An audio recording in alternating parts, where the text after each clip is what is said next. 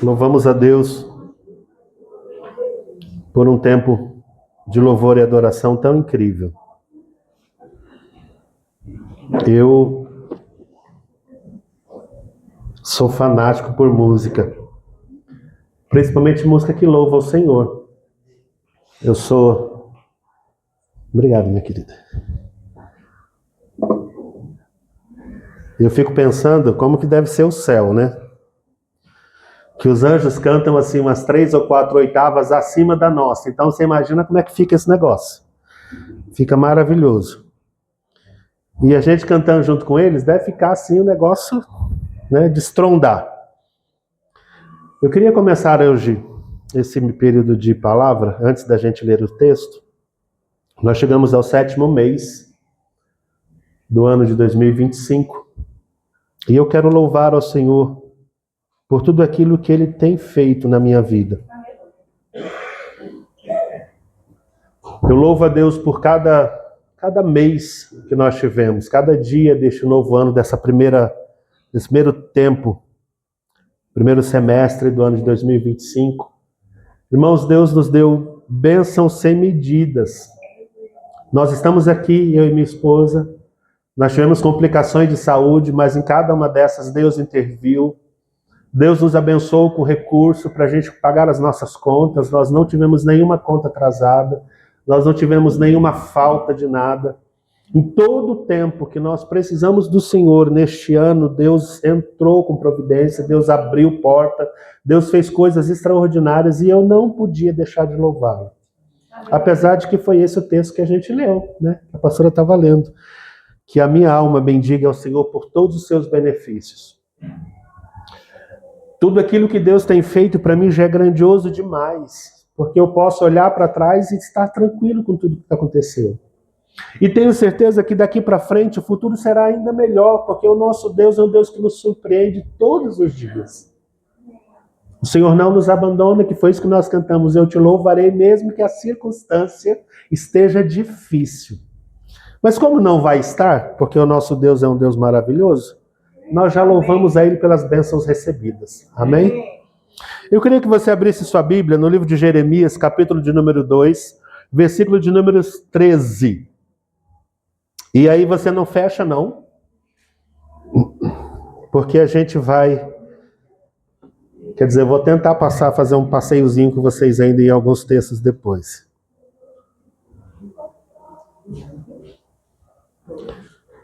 Eu fico pensando, cada vez que os irmãos vêm aqui, falam assim, irmãos, a gente treme, misericórdia, é um negócio louco. E é verdade, irmãos.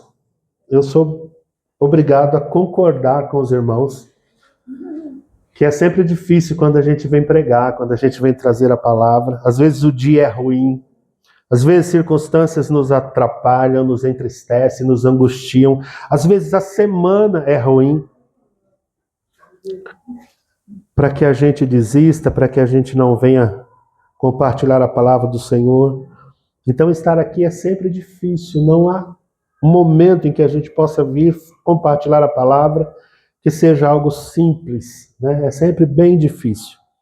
Mas nós louvamos a Deus porque o nosso Deus sobressai a todas as dificuldades. Amém? Jeremias, capítulo de número 2, versículo de número 13. O texto diz assim: porque 2 males cometeu o meu povo. A mim me deixaram o manancial de águas vivas e cavaram cisternas rotas que não retêm as águas. Repetindo, porque 2 males cometeu o meu povo. A mim me deixaram o manancial de águas vivas e cavaram cisternas rotas que não retêm as águas. Vamos orar? Pai, esta é a tua palavra. E nós te louvamos pela oportunidade que a gente tem de estar na tua casa. Pela oportunidade de poder compartilhar daquilo que o Senhor já colocou no nosso coração, mas nós desejamos que esta não seja uma palavra nossa, humana, de uma compreensão humana simples, mas que seja uma manifestação da presença do teu Espírito em nós. Que nesta noite o nosso coração e nossa mente estejam abertos, livres de qualquer influência e de qualquer outra questão para que a tua palavra cause em nossa vida o impacto que ela precisa causar, para ela mudar as nossas perspectivas, mudar o nosso entendimento, mudar a nossa compreensão a respeito da nossa vida e a respeito do que está ao nosso redor, porque o Senhor tem sido o nosso Deus e é um Deus poderoso para fazer infinitamente mais do que aquilo que nós pedimos ou pensamos. Que nesta tarde, Senhor, a tua palavra mude os nossos conceitos e nos dê uma visão cada vez mais clara da tua vontade para nós. É o que nós te pedimos nesta tarde, orando agradecidos, em nome de Jesus. Eu me lembro desse texto quando eu era jovem, e foi um texto que eu preguei muito tempo mesmo. Eu ainda era solteiro. E hoje eu me lembrei dele no contexto que nessa semana, quarta-feira, o tema do nosso estudo dos varões foi sobre propósito. E quando a gente vai procurar sobre propósito, principalmente no contexto secular, ele tem muita coisa a ver com o sistema da vida, né, com a vida cotidiana normal. Ele fala do propósito sobre profissão, sobre buscar os seus objetivos, os seus rumos, aquilo que você precisa. Mas quando você olha propósito a partir da Bíblia, ela só traz uma realidade para nós, ela não tem outra realidade. E quando você pensa nisso, né, quando você olha esse contexto bíblico, parece até que a gente se torna repetitivo, né? Parece que a gente se torna aquele tipo de gente que está repetindo a mesma coisa, mas não é assim. É porque nós temos dificuldade de compreender certas questões. E a Bíblia trabalha um pouco nisso, de repetição. Por que ela faz isso? Porque ela tem uma ordem didática para a questão. Deus trabalha com um sistema de ensino de repetição, porque isso nos ajuda a entender. Às vezes você olha num determinado ângulo, você vê, aí você fala, não, mas não é assim e tal, e aí Deus repete de novo no outro ângulo para ver se você consegue entender. Aí ele muda de novo no terceiro ângulo para ver se você conseguiu compreender. Ele muda no quarto ângulo para ver se a sua visão melhora e você tem uma compreensão melhor daquilo que está escrito. É por isso que nós temos 4 evangelhos, 4. Porque cada um tem uma visão, tem uma orientação, tem uma perspectiva, para ver se você consegue depois discernir o conteúdo completo daquele assunto. Quando nós falamos de vida e de propósito de vida, nós nunca podemos falar da nossa vida apenas no contexto secular. Porque se a gente olhar para isso, a única realidade de vida é viver, não tem uma outra realidade. Se a pessoa tiver um coração adequado, ela vai seguir um rumo que vai fazer diferença no mundo. Se não tiver, ela só vai causar problema na vida dela e na vida dos outros. Mas quando você olha pela perspectiva de Deus, você enxerga uma série de coisas que até então você não tinha percebido. Jeremias é um profeta que foi chamado de profeta chorão. Ele profetiza em 2 períodos específicos, para o reino do norte e para o reino do sul. Ele profetiza para Judá e para Israel. Israel já tinha sido levado cativo pelo pessoal da Síria, sobrou o pessoal da Babilônia enquanto ele estava sendo ainda profeta, depois o pessoal foi levado para a Babilônia e Jeremias tinha acesso a esse povo. E esta não é a primeira vez que Deus reclama com o povo e diz, vocês estão me trocando. Quando você vê o pessoal sendo tirado do Egito, o tempo todo Deus vai dizendo, escolham, escolham, escolham, escolham, escolham. Na hora que está na entrada da terra de Canaã, o profeta, Moisés chega para ele e diz assim, olha, vocês têm que olhar agora, escolham quem vocês querem servir. Quando Moisés morre, que vai chegar a segunda oportunidade que o povo vai entrar na terra de Canaã, Josué diz a mesma coisa. Escolhei, pois, a quem servir, eu e minha casa serviremos ao Senhor. Era uma diferença do que precisava acontecer. Às vezes a gente olha as circunstâncias e a gente não compreende tudo que está acontecendo. Israel já tinha sido levado cativo e agora era a vez do povo de Israel e Jeremias profetiza para eles. Se você olhar todo o contexto do povo, você vai começar vendo, a capítulo 1, no primeiro versículo, diz que o Senhor fala sobre o seu amor pelo seu povo. Mas no segundo momento, do verso 9 em diante, Deus começa a apontar algumas coisas, alguns males que o povo estava fazendo. E aí, para a gente não se estender, para não ficar muito grande, o verso que nós estamos lendo, ele começa dizendo assim: 2 males cometeu o meu povo. A mim me deixaram e cavaram cisternas rotas. Aí quando você lê o texto, você fala assim: nossa, isso é uma bobagem, que coisa de gente louca. Irmãos, mas ser humano é sempre ser humano. Não importa se a gente é israelita, se a gente é brasileiro, se a gente é americano, se a gente é europeu, o povo é sempre povo. Deus nos criou com algo no nosso coração que se chama necessidades. E essas necessidades, muitas vezes, são elas que comandam a nossa vida, que norteiam a nossa vida. E quando a gente não enxerga em Jesus o meio, ou em Deus, o meio pelo qual nós somos satisfeitos, nós começamos a procurar caminhos para satisfazer aquelas necessidades. E aí, nesse contexto, nós já estamos entrando numa questão emocional. Mas nós temos desejos, nós temos necessidades, nós temos questões, e quando a gente vive por essas questões, e a gente não busca em Deus a resposta para essas questões, nós abrimos uma série de caminhos, achando que esses caminhos vão nos ajudar, vão nos satisfazer. Quando Deus reclama com o povo de Israel e diz: vocês me abandonaram, Deus está falando sobre isso. Porque como nação, o povo de Israel era o povo mais poderoso na época. A Bíblia vai contando a história, e se você acompanhar e estiver lendo a Bíblia como a gente estava lendo até agora, você vai observar que Deus usou homens poderosos. Davi, na época que Davi foi rei, foi o maior tempo e o melhor tempo de conquista que houve para Israel. Israel se estabeleceu nas suas fronteiras e além delas. A terra que Israel tinha na época do rei Davi era além das fronteiras que hoje nós conhecemos como povo de Israel ou como nação de Israel. Eram muito maiores. Só que quando Salomão veio, já não tinham mais tantas guerras, o povo já estava mais tranquilo e as fronteiras foram diminuindo, foram ficando mais restritas. E por que isso? Porque quando você tem menos dificuldade, você faz menos esforço. E quando a gente faz menos esforço, a tendência é a gente ficar mais preguiçoso. Então, na época do povo, na época de Salomão, que os limites da terra foram sendo diminuídos, é porque não tinha muitas brigas, não tinha muitas conquistas. Quando precisava de algum acordo, Salomão casava com as filhas dos reis, e era por isso que Salomão tinha um harém de quase 2.000 mulheres.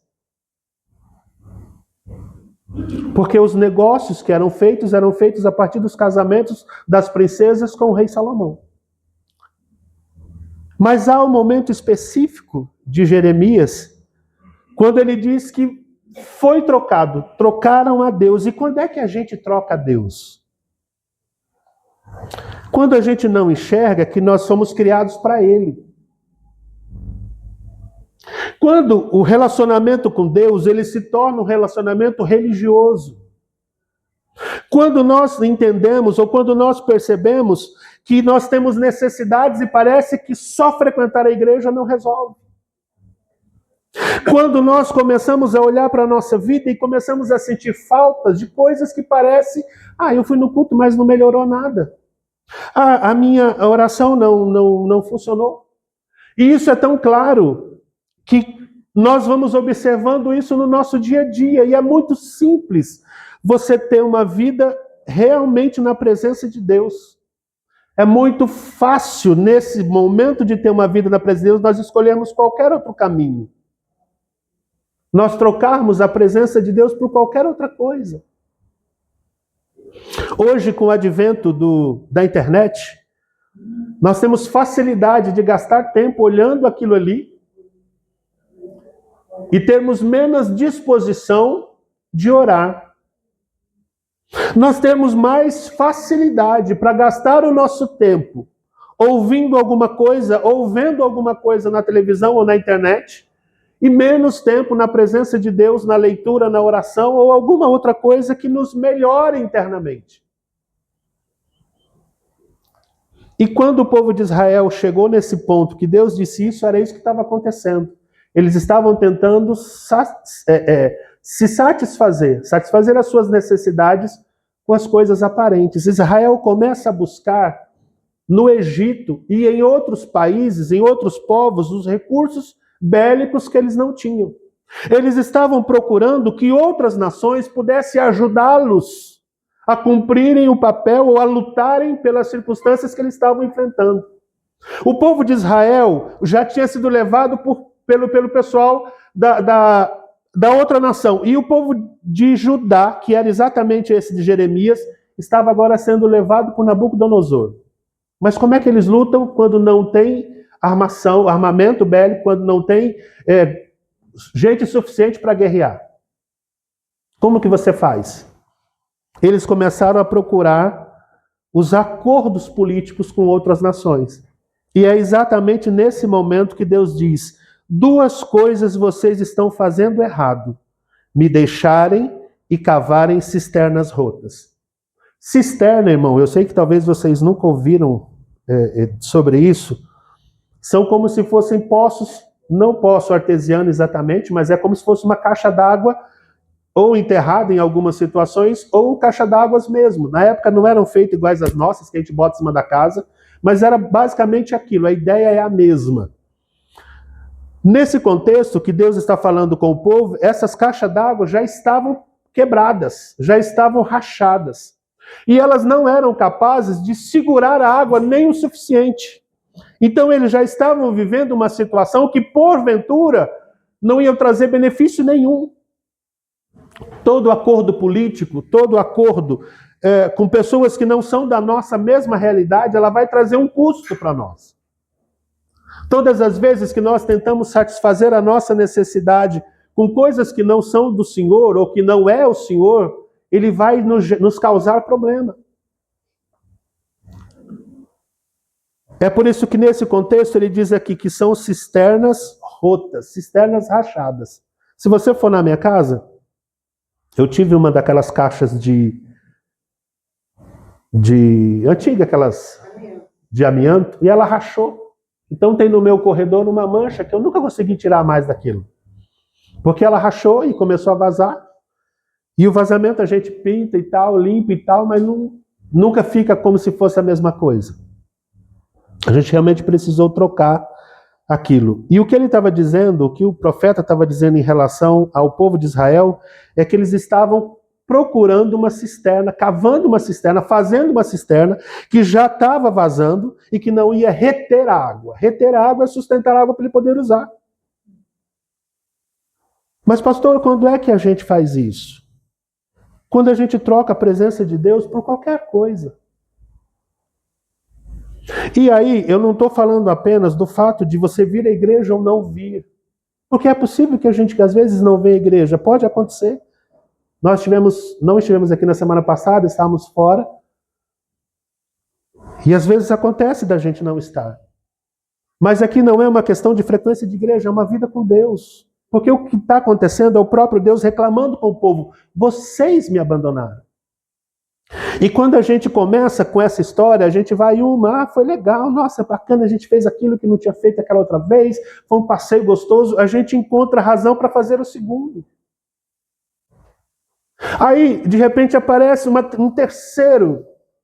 Quando você percebe, você já esfriou o coração, você já não tem mais a alegria de estar na presença do Senhor, você já deixou de ir lá.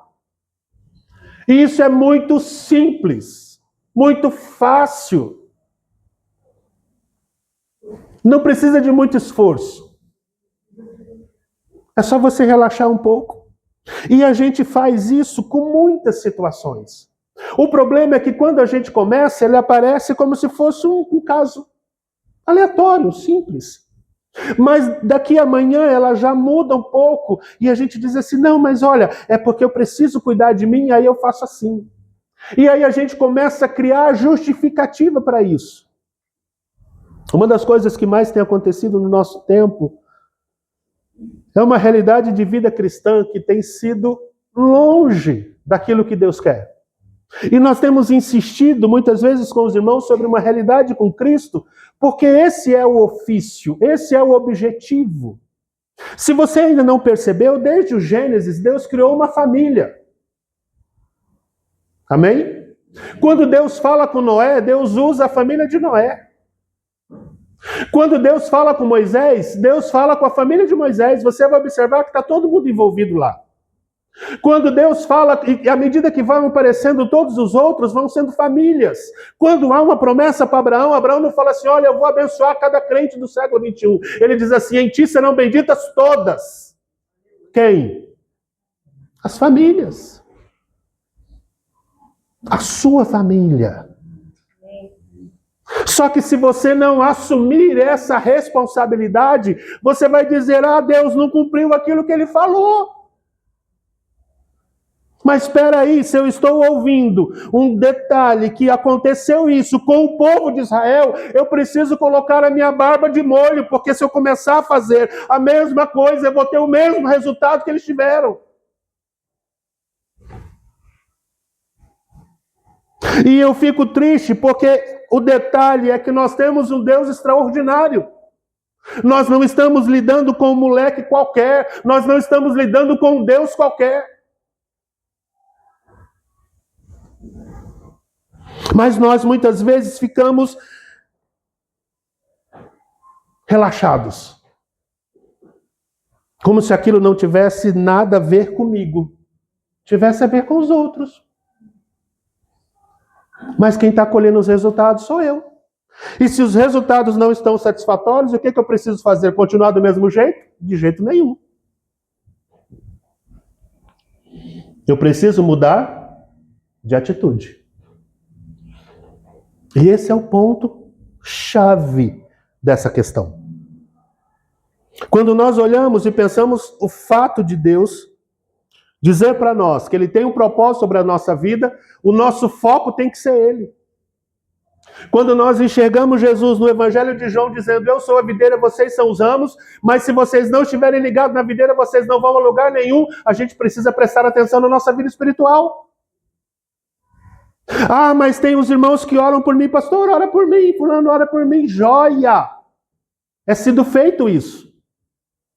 Mas e você, tem orado? E você tem buscado? Mas a gente está lendo, não é só para ler a Bíblia, leia, meu querido, gaste tempo lendo.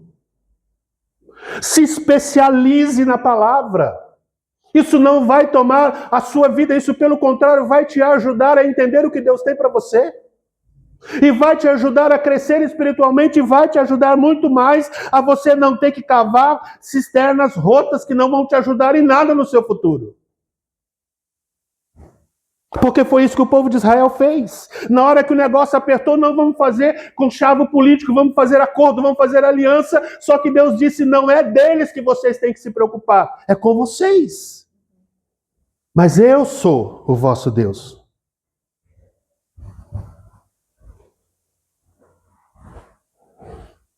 O nosso propósito de vida está ligado principalmente ao próprio Deus e à vontade dele para nós.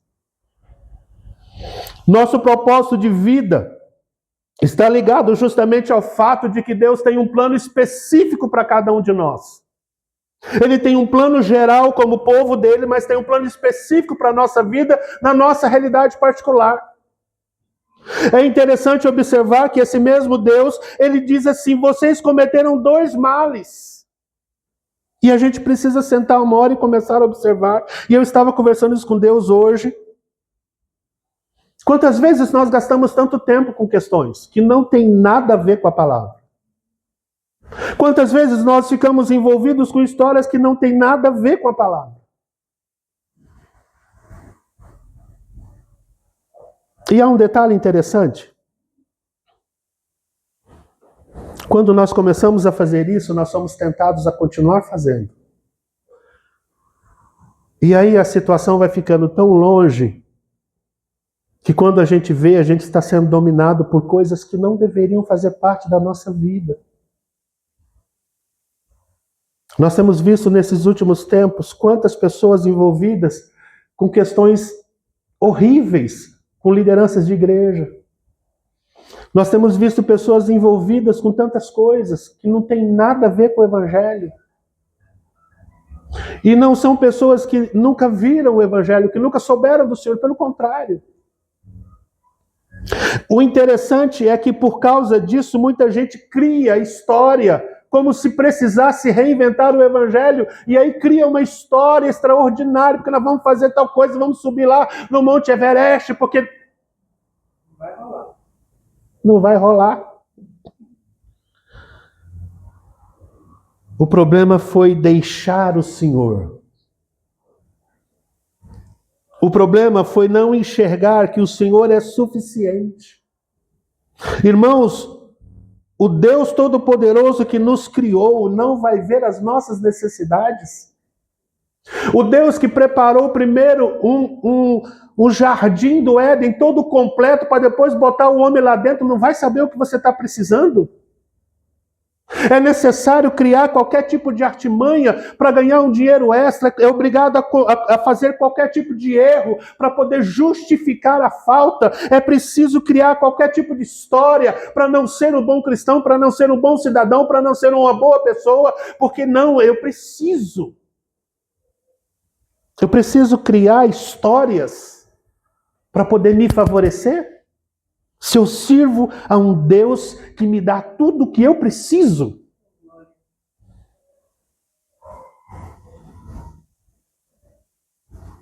É interessante que a Bíblia faz questão de dizer que quando Deus chega nesses pontos que ele diz, vocês precisam tomar uma decisão, ele mostra a decisão de quem tomou a decisão certa e o resultado, e ele mostra quem tomou a decisão errada e o seu resultado. E a gente não enxerga.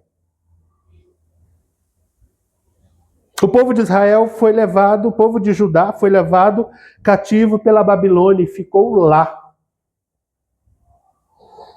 O povo de Israel só voltou da Babilônia depois do seu próprio tempo. Nós temos hoje um país chamado Israel, que foi o retorno desse povo, mas muitos judeus ficaram espalhados pelo mundo, ainda não voltaram todos definitivamente. 1948 foi a época que se formou o Estado de Israel e foi reconhecido como país, como Estado. Mas não precisava ser assim. Esse nunca foi o propósito, mas essa foi a palavra que Deus usava os profetas para dizer: se vocês continuarem assim, o resultado vai ser esse. Quando nós trocamos Deus por qualquer coisa, nós vamos perdendo a nossa condição. E eu quero chamar a atenção de vocês justamente por isso. Tudo que nós precisamos vem do Senhor. Deus já tem todo o propósito para a nossa vida devidamente registrado e pronto. Deus não toma de surpresa ou não é tomado de surpresa quando nós cometemos alguma falha de jeito nenhum. E o fato dele ter enviado Jesus é a certeza de que ele sabe.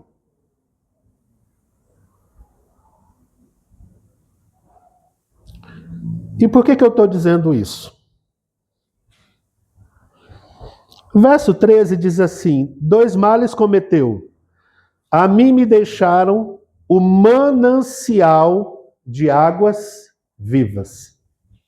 Manancial é um outro nome dado para um rio, ou uma fonte boa, poderosa de um rio. Então, uma fonte aquelas fontes que, em vez de jorrar um jorrinho assim que vai subindo aquela água, um manancial é um negócio que jorra em água em abundância. Aí você vê a imagem que Deus criou na cabeça dos judeus. Deixaram um manancial, um rio caudaloso, por uma caixa d'água. Como assim, gente? Como é que você troca um rio que brota o tempo todo, água viva o tempo todo, por uma caixa d'água? A gente é tão tonto que a gente faz exatamente isso. A presença do Senhor é um rio caudaloso e poderoso. A vida espiritual é uma caixa d'água. Para quê? É por isso que você vai ver a Bíblia falando sobre rio, é por isso que você vai ver o tempo todo sobre rio, e em vez de você ficar só na margem, você vai entrando e afunda nele, porque a vida espiritual é você estar dentro de Deus, não é você estar fora, esperando a sua vida viver a partir de uma caixa d'água. Esse é o detalhe. E hoje, mais do que nunca, século 21, o tempo que nós estamos vivendo, nós temos necessidade de afundar no rio. Porque viver de caixa d'água não dá. Se você não limpar a caixa d'água, você pode morrer porque vai ficar dentro dela é sujeira. Deixa de ser bobo.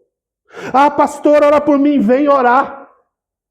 Ah, pastor, faz isso por mim, venha ler a Bíblia junto com a gente. Ah, pastor, eu não tenho tempo, gaste lendo Bíblia, gaste entendendo, gaste compreendendo. Vá buscar o Senhor, porque Ele, como manancial, Ele vai encher o seu coração de sabedoria. Ah, pastor, a minha casa está caindo, venha ser a coluna da sua casa.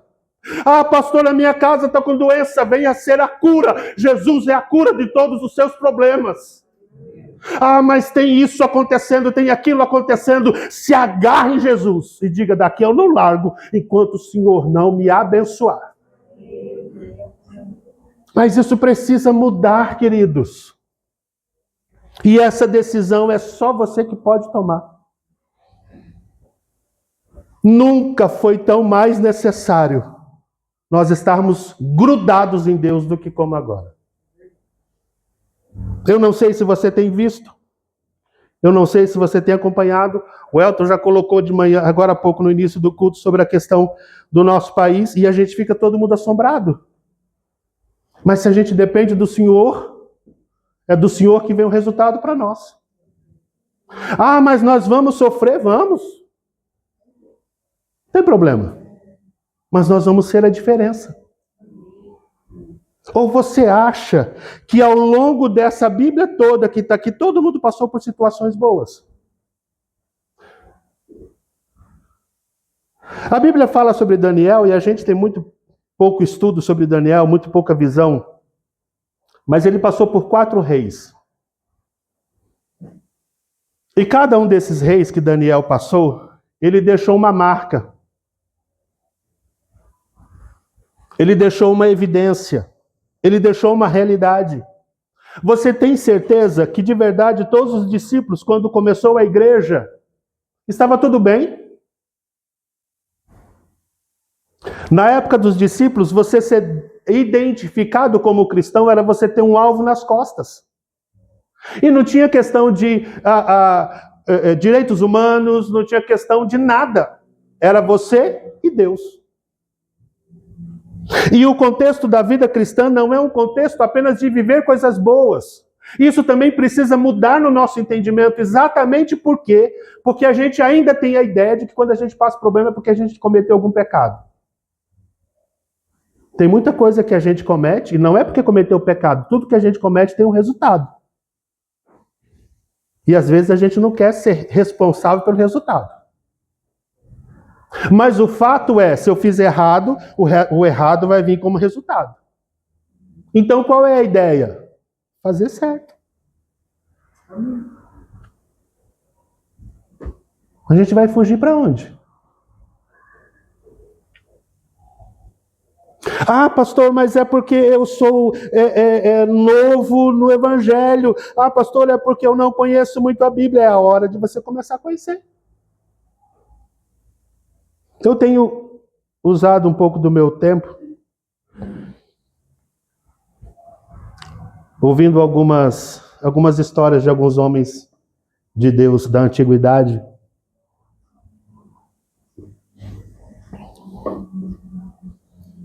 E como eu ouço vários assim em seguida, eu acabo não guardando os nomes.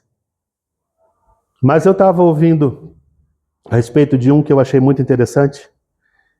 Ele tinha problema de visão e tinha problema de audição. E aí disseram que ele não podia pregar, que ele não podia ser pregador, que ele não podia ser missionário, que ele não podia nada.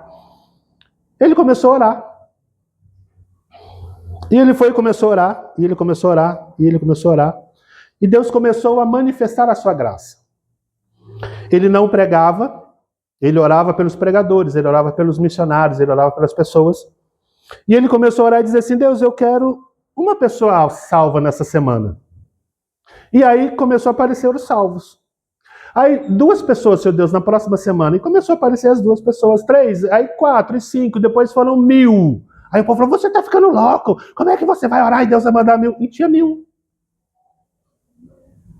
E ele orava tanto, irmãos, que o coração dele do lado direito, do lado esquerdo, veio para o lado direito.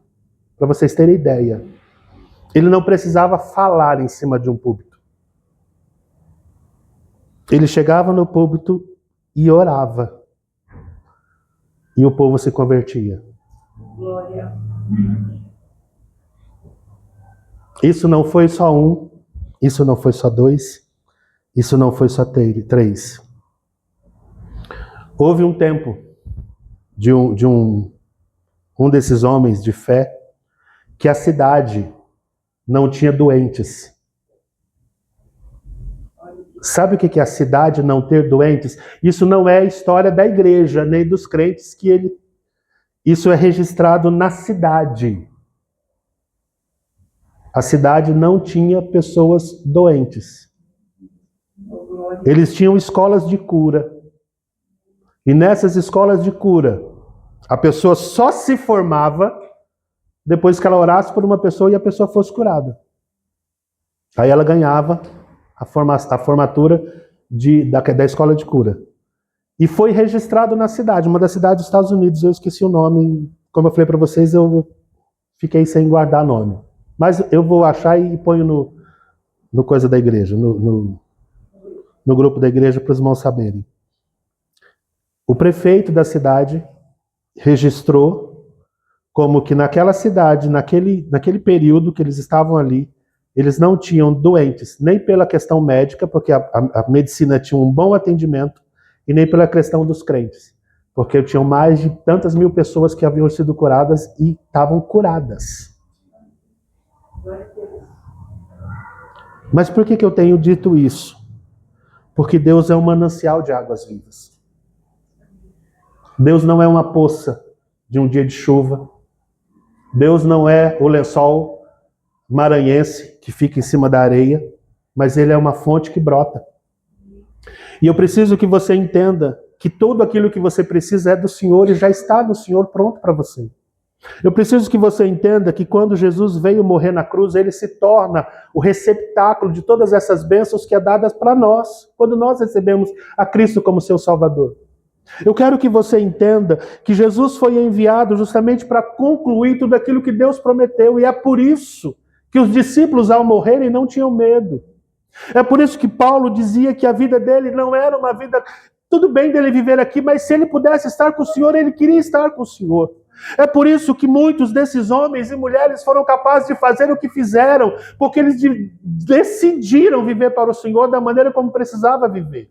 E é por isso que o nosso propósito de vida não é um propósito de ficarmos frequentes a uma igreja e a gente olhar para todas as questões ao nosso redor como se não pudéssemos fazer nada.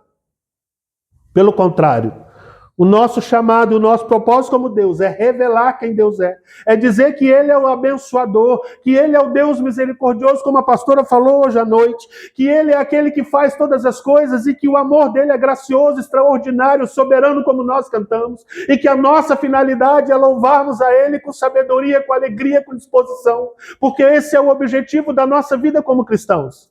Mas se nós não mudarmos as nossas disposições e entender que Ele é o rio de águas vivas, o manancial de águas vivas, e correr para Ele, nós vamos morrer de sede com uma caixa vazando água e muitas vezes somente com o sujo da água.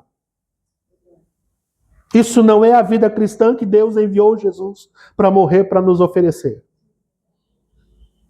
Jesus diz que Ele é o caminho, a verdade e a vida. Ele não é um caminho. Ah, mas tem um monte de gente que diz que ele é um caminho. Não, ele é o caminho. E ele diz assim, eu sou o caminho, a verdade e a vida, e ninguém vem ao Pai. O contexto do vem é porque ele é a representação desse Pai. Ele não é apenas uma história, ele não é apenas a filosofia, ele é o objetivo máximo, é ele que leva, é ele que abre a porta, porque ele diz, eu sou a porta, e as minhas ovelhas entrarão e sairão, e acharão pastagem, serão satisfeitos. Então nós precisamos tomar uma decisão com a nossa vida. O que você vai fazer com a sua vida hoje? Muitos de nós não sabemos o que é adorar. Muitos de nós não sabemos o que é desfrutar da presença do Senhor. Muitos de nós não sabemos como nos assentar à mesa, ainda nos sentimos incapazes de nos aproximar do Senhor. Muitos de nós ainda temos dificuldade de nos aproximar do Senhor e sabermos se somos filhos.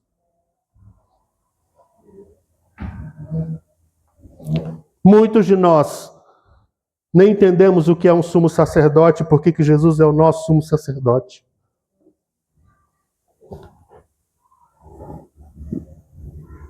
Muitos de nós ainda não entendemos o que Jesus disse, dizendo: eu sou o pão da vida.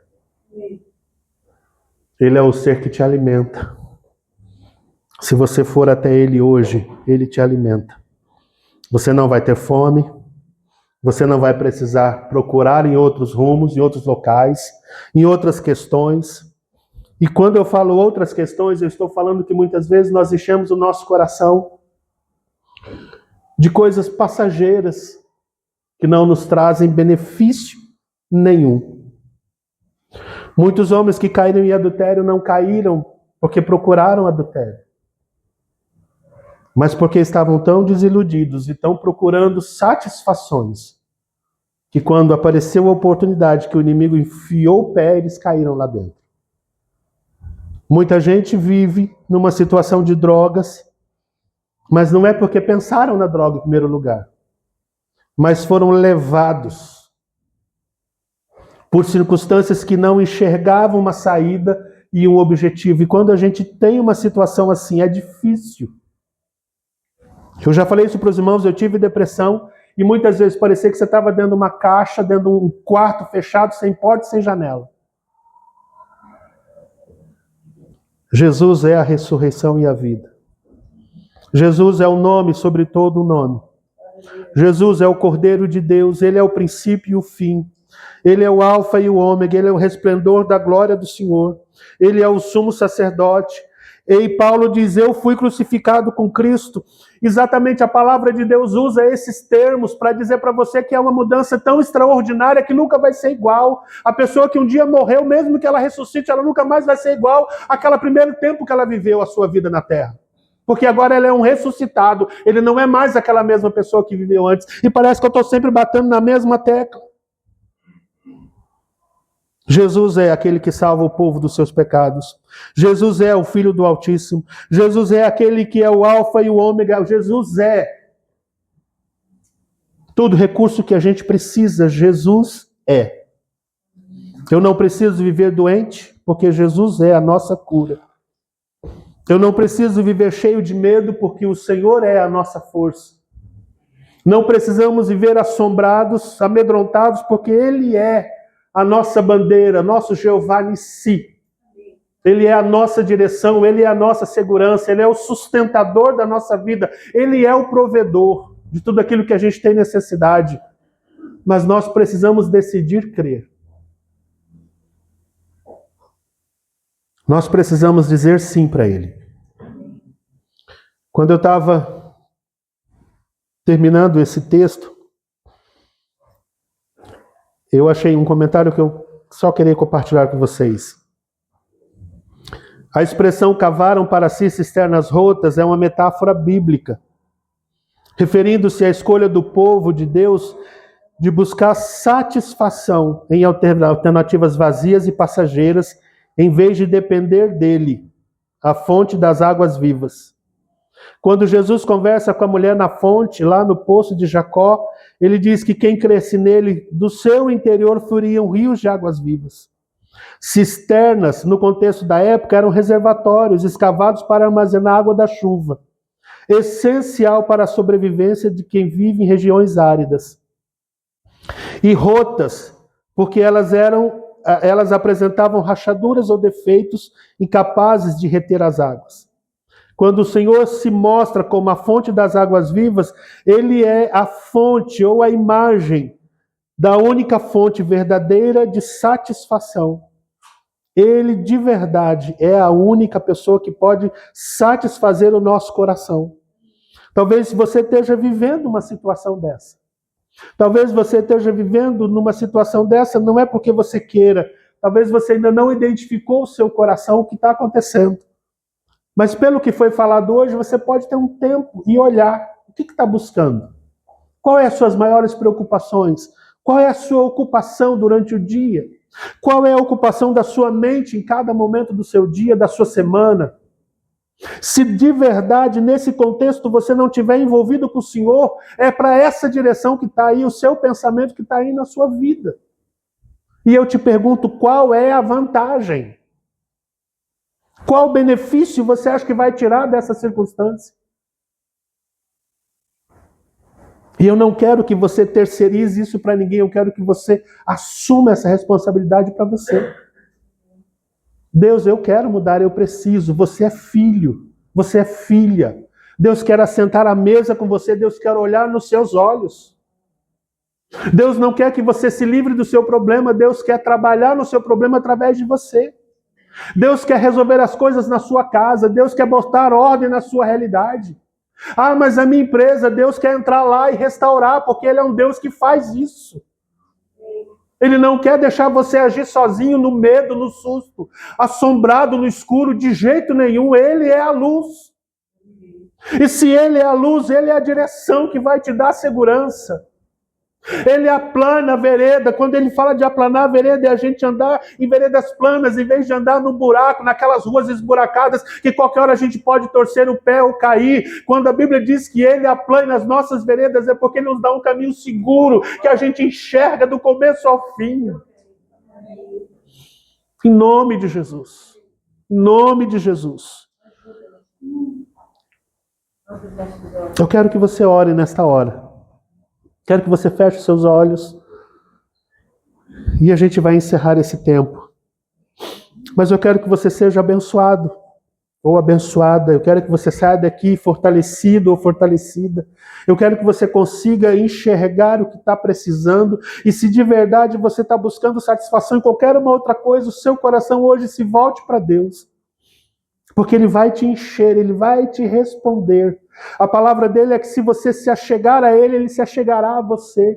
Aquele que bate, aquele que busca, aquele que pede, recebe. Aquele que bate, se abre. E aquele que vai atrás, ele encontra aquilo que ele está procurando. Então, em nome de Jesus, já existe uma promessa para a sua vida nesse sentido, e ela está envolvida com tudo aquilo que você precisar, seja na sua casa, seja nos seus negócios, seja na sua vida pessoal, seja na sua família, seja o que for que você tenha necessidade. A palavra dele já é sim, e já é amém para você. Pai, nós estamos na tua presença. E eu sei que o Senhor tem, ó Deus, a liberdade de operar em nós. Eu sei que o Senhor conhece os corações presentes. Eu sei que o Senhor conhece as necessidades e não importa, Senhor, aquilo que precise. Nada é grandioso demais para o Senhor fazer e ninguém está longe demais do Senhor para o Senhor não alcançar essa pessoa e falar ao seu coração. Então toca na nossa vida nesta noite. Toca como o Senhor já tem tocado, fala no coração como o Senhor já tem falado, mas tira todas essas resenhas, todas essas dificuldades, toda essa resistência que a gente tem ao ouvir a tua voz. Gera em nós, ó Deus, uma concordância santa, uma concordância que nos leve a nos aproximar de Ti. Ah, Senhor. Aquela mulher, ó Deus, que foi até o Senhor, ela não pediu uma bênção completa, ela queria apenas, Senhor Deus, as sobras do que caía, Senhor Deus, da mesa dos seus senhores. Aquele homem, Deus, que foi pedir a cura do seu empregado, do seu servo, ele disse que não precisava nem Jesus chegar perto, porque a palavra era suficiente para fazer a mudança que ele tinha necessidade.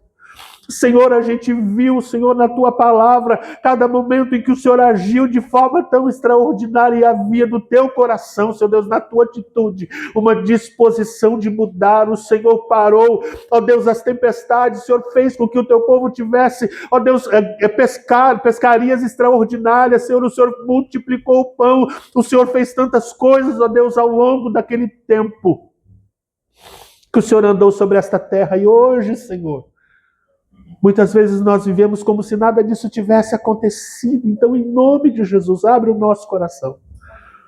Retira de nós essa dureza, essa dificuldade de enxergar essas coisas. E gera no nosso coração a perspectiva certa de que o Senhor é um Deus que caminha conosco. De que o teu Filho Jesus veio a essa terra, Senhor Deus, para provar para nós que o Senhor é um Deus que deseja se aproximar de nós. Que o Senhor é um Deus que deseja morar em nós, que o Senhor é um Deus que deseja mudar a nossa história, a nossa vida, a nossa casa, o nosso negócio, porque o Senhor deseja ser nosso parceiro e o Senhor quer de verdade ser sócio nas nossas vidas. Como nós falamos, ó Deus, no nosso culto de casais, Senhor, o Senhor quer ser a terceira dobra da nossa história. Em nome de Jesus, Senhor Espírito Santo, libera a tua presença sobre a vida do teu povo hoje. Espírito Santo, libera teu mover nos corações e nas mentes para que haja uma mudança. Nós passamos o primeiro tempo, Senhor, o primeiro semestre desse ano, e nós queremos um segundo semestre abençoados, e aquilo que nós não enxergamos ou não experimentamos nesse primeiro tempo, Senhor Deus, de ano, nós possamos experimentar nesse segundo semestre. Que portas se abram, que o teu povo receba cura e desfrute dessa cura. Que o teu povo te enxergue de tal maneira que se sinta alegre pela tua presença. Espírito Santo, gera alegria no coração do teu povo. Tira o espírito de depressão, Espírito Santo, porque o Senhor é alegria. E a alegria do Senhor é a nossa força, Senhor Deus. Traz ao coração da tua igreja batismo com o Espírito Santo. Traz ao coração da tua igreja manifestação de dons espirituais. Traz no meio da tua igreja manifestação do fruto do Espírito. Traz no meio da tua igreja multiplicação da tua bênção para a glória e louvor do Senhor. E que seja assim. Nós oramos, Pai, em nome de Jesus.